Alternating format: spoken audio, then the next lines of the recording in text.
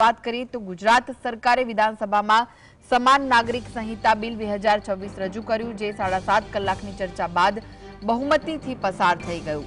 આ સાથે જ યુસીસી બિલ લાવનાર ગુજરાત ઉત્તરાખંડ બાદ બીજું રાજ્ય બન્યું છે। મુખ્યમંત્રી ભૂપેન્દ્ર પટેલે ગુજરાત બિલ નંબર 17 ઓફ 2024 તરીકે ઓળખાતું આ બિલ રજૂ કર્યું હતું, જેના પર ગૃહમાં વિસ્તૃત ચર્ચા થઈ હતી।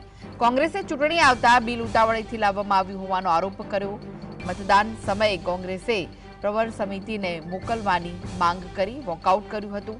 બહુમતીથી પસાર થયા બાદ આ બિલ પર હવે રાજ્યપાલ સહી કરશે, જે બાદ તે કાયદાનું રૂપ ધારણ કરશે। મુખ્યમંત્રી ભૂપેન્દ્ર પટેલે 25 મિનિટનું વિધાનસભામાં પ્રવચન આપ્યું હતું કે સંસ્કૃતિ મિટાવવા માટે બિલ નથી અને આદિવાસી સંસ્કૃતિને કોઈ નુકસાન નહીં પહોંચે।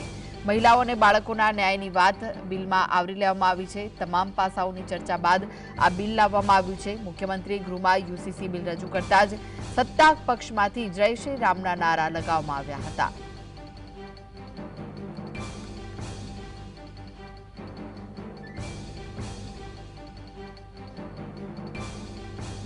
કાયદો તમામ માટે સમાન હોવો જોઈએ। એ સમાન કાયદા માટે જ્યારે આજે દાદાએ આ 10:37 રાત્રે 24મી તારીખે આ ઐતિહાસિક બિલ જે રજૂ કર્યું હતું અને 10:37 મંજૂર થયું આખા ગુજરાતની અંદર, અને જે મૂળ વિભાવના બંધારણની હતી એ આઝાદીના આટલા વર્ષો પછી પહેલાં ઉત્તરાખંડ અને ગુજરાતે સાકાર